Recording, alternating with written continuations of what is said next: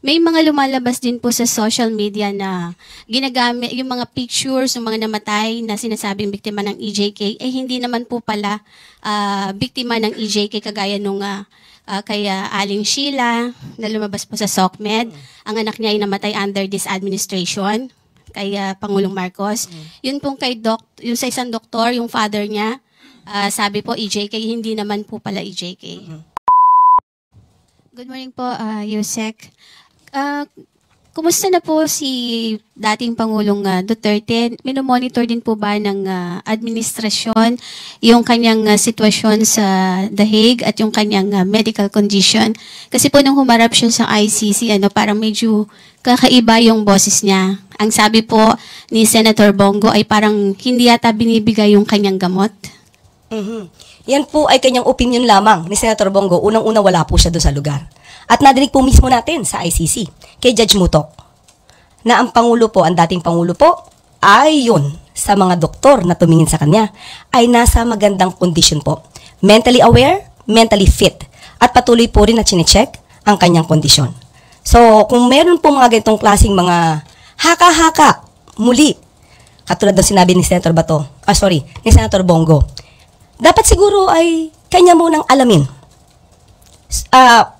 Alamin ang katotohanan dito bago po magbigay ng baka hindi nabibigay ang kanya mga gamot. Tandaan po natin, ang ICC po, may mga doktor po sila naka-assign dyan. Ngayon, kung araw-araw po natin i-monitor, uli sasabihin natin, wala po kasing jurisdiction na ang Pilipinas kasi po ang dating Pangulong Duterte ay nasa kustodiya na po ng ICC. So sila na po talaga ang magbibigay ng maagarang pag-check up or mag-undergo po ang Pangulong Duterte sa check up po na ibibigay po ng ICC. Pero kung mayroon pong hihilingin, of course, ang dating Pangulong Duterte, maliban po sa kanya, kahit po yung mga victims ng EJK, sila rin po ay bibigyan po ng kaukulang tulong kung kakayanin po ito.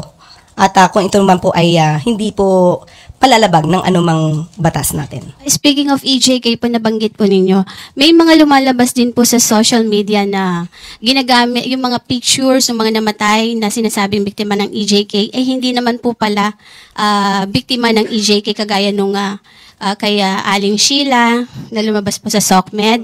Ang anak niya ay namatay under this administration kay Pangulong Marcos. Yun pong yung sa isang doktor, yung father niya, sabi po EJK, hindi naman po pala EJK. Ano po ng government dito kung inaano din po natin itong mga fake news na ito? Opo. Pwede po ba din nating aksyonan yung mga ganong na sinasama po sila dun sa kaso against former President Duterte, pero in fact hindi naman po pala totoo yung mga yon. Siguro sa dami-dami po ng fake news na lumalabas ngayon, makakatulong po ang media. Lalo na po ang mainstream media. Tayo na po ang magsabi kung alam niyo po na peke ito. Kayo na po mag-fact check. Kayo din po ay pinaniniwalaan dahil may kredibilidad din po kayo. So kung ano po yung lumalabas na fake news, magtulungan po tayo para sa bayan po ito. Dapat din po nating ipaalam sa taong bayan na lahat ng lumalabas ng mga fake news na ganyan ay dapat na maputol. So hindi lamang po para sa EJK, pati po yung mga fake news na lumalabas pabor kay dating Pangulong Duterte, sana po ay bigyan din po ng pansin ng media. At sana po din po, sa tulong din po ng mainstream media at ng social media, maipakita din po natin kung ano po talaga yung kalagayan ng mga biktima, ng pamilya ng mga biktima ng EJK. Hindi lamang po tayo tutuon kay dating Pangulong Duterte dahil po ang mga biktima po ng EJK ay Filipino rin po.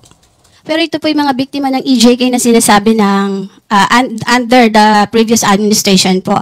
Binanggit po ni Let Narciso kanina kung may masasampulan na ba. Ito po ay identified na talagang kinumpirma ng mga kapitbahay. At least kilala na kung sino po yung tukoy na yung nag-aano ng fake news. Using pa nga po yung kaso ng EJK. Hindi ba tayo gagawa ng aksyon ng gobyerno or ang PCO since kayo po ay very active sa paglaban sa fake news? Siguro po uunahin natin mismo yung mga unang nagsalita ng fake news. So uunahin pa ba natin si former ES Medialdea? Kaya sabi ko po kanina ay pag-aaralan po muna. Yusek, the President's sister, Senator Amy Marcos, said she would seek a probe into the arrest of the former president. What's Malacanang take on this? Wala pa po, hindi pa po namin napag-uusapan yan. Pero kung yan po ang nais ni Senadora, she's free to do that. Will Malacanang be ready to send representatives in the event that such an inquiry pushes through in the Senate? If necessary. If it is for the, if the inquiry is in aid of legislation, we will respect the request of Senator Amy. So there will be no effort on the part of the administration to prevent resource persons from attending such a hearing? No, we will not do that. And are you confident you can answer all questions that will be given with regard to that arrest? I believe because we just complied with all the requirements with the law regarding the arrest of former President Duterte. Salamat po. Nel Maribohok, UNTV.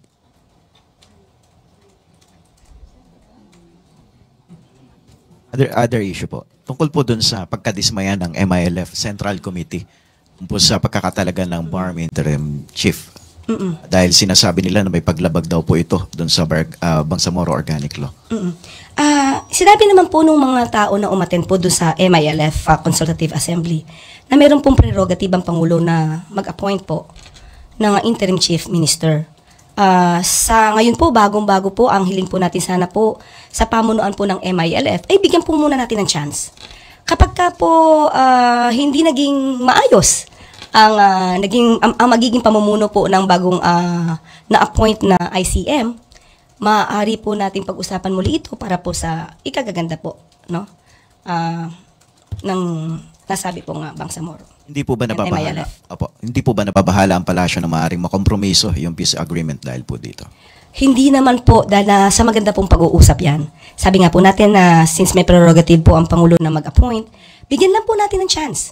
Kapag ka po merong hindi naging magandang pangyayari, then that's the time na the President will make an immediate action. Thank you po. Eden Santos, Net 25. Yusek, yun pong pagkaka-aresto ni dating Pangulong Duterte, tatlo po sa alyansa senatorial candidates ang medyo dismayado po. Hindi po ba ito makakaapekto sa target ng admin na 12-0 sa 2025 midterm elections po? Paano po bang naging dismayado? May sinabi po ba silang dismayado sila sa pagkaka-aresto kay dating Pangulong Duterte? Meron po ba in particular? May statement po si dating Senator Manny Villar, and hindi po dumalo. Dating Senator Manny Villar? Apo. Hindi naman po siya tumatakbo. Ay, hindi po. Yung kanilang partido ay ka-alyansa po ng admin. Si senatorial candidate Camille Villar, si senatorial candidate Pia Cayetano, and senatorial candidate Amy Marcos po ay hindi dumalo sa last campaign sa Tacloban, sa Leyte po, dahil dun sa hindi po hindi nila nagustuhan yung or nalungkot sila dun sa pagkaka-aresto kay PRRD. Kung nalungkot po sila, hindi po natin saklaw ang kanilang damdamin. Isipin na lamang po nila, malapit na po ang eleksyon. Ito ba'y makakaapekto sa mga boto ng tao? Di ko po alam kung namamangka sila sa dalawang ilog at hayaan na lamang po nila. Hayaan na lang po natin ang kanilang mga damdamin na ganyan. So sa tingin niyo po hindi makakaapekto sa kabuuan po ng alyansa para sa bagong Pilipinas? Sa tingin po ng Pangulo, hindi makakaapekto. Hindi ko lang po alam individually kung makakaapekto.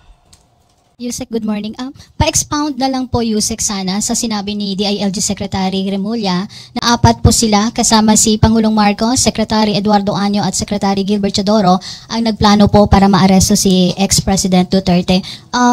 Paki-ano na lang po yung circumstances at kasi parang ginagamit po ito, parang tinitwist po yung pagplano at makaliwat ka ng batikos po ang natatanggap ng mga nasabing opisyal. Thank you. Wala naman po dapat ibatikos. Kung nagkaroon man po sila ng pagmi-meeting, dahil ito ay ayon sa pagtulong sa Interpol, wala pong masama. Pero ako po bilang press officer ay wala pong particular, specific na kaalaman kung ano ang kanilang napag-usapan. Umani naman ito ng iba't ibang reaksyon mula sa ating mga netizens. Ayon kay Miriam Sindayan, dapat kasuhan yung mga nagpapanggap na namatayan daw sa EJK. Pahayag naman ni Faman na lang, Kumukulo ang dugo ko kapag naririnig ko ang boses nitong si Claire, ang galing-galing magbaluktot ng kwento at ng batas. At ito naman ang saloobin mula sa ating kababayan na si Jean Lopez. I really love this journalist, siya lang talaga ang may balls magtanong ng ganyang klaseng mga tanong. Mga kababayan, feel free to comment below para maglabas ng saloobin sa balitang ito.